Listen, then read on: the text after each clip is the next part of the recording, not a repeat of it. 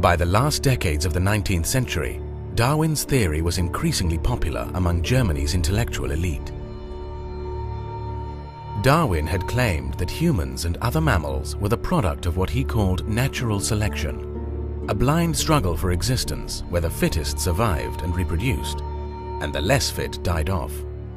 In his book, The Descent of Man, Darwin made clear that his idea of natural selection had implications for human society.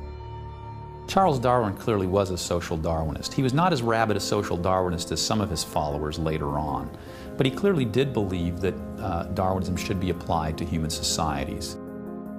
Darwin worried that civilized societies were harming humanity by helping the poor, caring for the sick, and otherwise saving those who nature would have killed off. Darwin feared that such humanitarianism could eventually destroy the human race.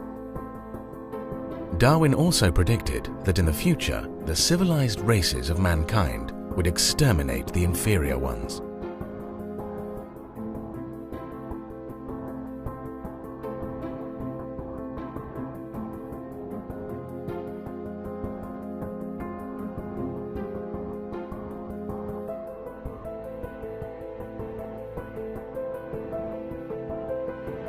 Darwin himself was ambivalent about some of the social implications of his theory. But in Germany, Darwin's ideas supplied a new generation of political leaders, social thinkers, and scientists with what they regarded as a biological justification for world domination. If you read the scientists of the day in the late 19th and early 20th century, many of them were promoting racism and even racial extermination, extinction of races. They were promoting the gaining of living space. They were promoting competition, the things that we know of as social Darwinism. These were things being promoted by Charles Darwin himself to some degree, many other leading biologists. The war of annihilation is a natural law, without which the organic world could not continue to exist at all. German zoologist Gustav Jaeger, 1870. Just as in nature, the struggle for existence is the moving principle of evolution and perfection, so also in world history, the destruction of the weaker nations through the stronger is a postulate of progress. German ethnologist Friedrich Hellwald, 1875.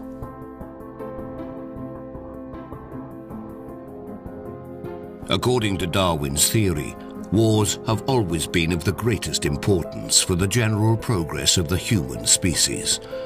The physically weaker, the less intelligent, the morally lower, must give place to the stronger.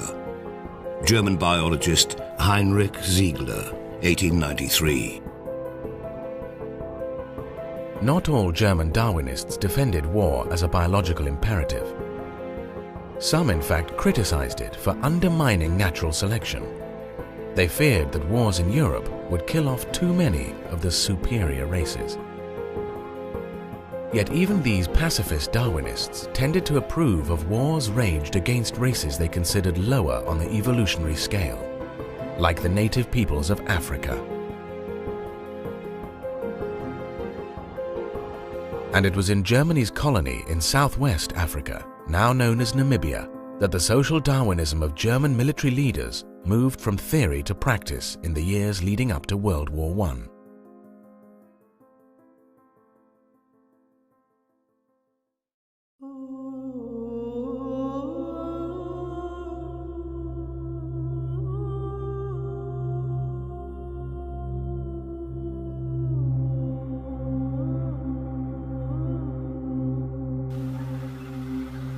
Between 1904 and 1908, the German military attempted to eradicate the Herero people in southwest Africa in what some scholars consider the first genocide of the 20th century. On October 2, 1904, General Lothar von Trotha issued what became known as his extermination order, declaring that the Hereros either had to leave German southwest Africa or face extinction. Herero men would be executed, and Herero women and children would be driven into the desert where they would die of starvation or dehydration. von Trotha justified his extermination campaign by an explicit appeal to social Darwinism, telling one newspaper that human feelings of philanthropy could not override the law of Darwin's the struggle of the fittest. When von Trotha's extermination campaign provoked a backlash in Germany, a new plan was developed to move the remaining Hereros to concentration camps, where many more would ultimately die from malnutrition, disease, and exhaustion. In these death camps, the Hereros were subjected to medical experiments by German doctors, and their skulls were collected for shipment back to Germany to be studied by experts in racial science. By 1908, it's estimated that more than 80% of the Herero people had been eliminated from German Southwest Africa. Back in Europe, meanwhile, German military leaders prepared for the next conflict on their continent.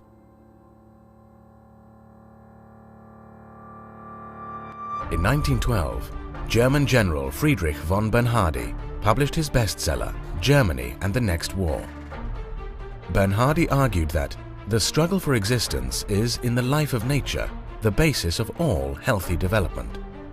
Therefore, war is a biological necessity. Similar ideas could be found among the military leaders of the Austro-Hungarian Empire. Count Franz Conrad von Hotzendorf has been called by one scholar the architect of the apocalypse for his formative role in World War I. The chief of the General Staff of the Austro-Hungarian Empire, von Hotzendorf, read Darwin as a young officer, and he soon applied the Darwinian worldview to his ideas about foreign relations. After World War I started, many German thinkers invoked Darwinian theory to justify the conflict, including prominent zoologist Ernst Haeckel, previously a pacifist. Once it got going, there were many people who argued that it was a part of the Darwinian struggle for existence. Ernst Haeckel even wrote a book during the war in which he called it part of the struggle for existence, in which he argued that the perfidious French were using black colonial troops against the superior Germans. And he found that horrifying, that they would do such a thing. And so there were many people who were justifying the war on as part of the Darwinian struggle for existence. In the end, Germany and its allies lost the First World War. But the ideology of social Darwinism that inspired its academic and military leaders survived for another day.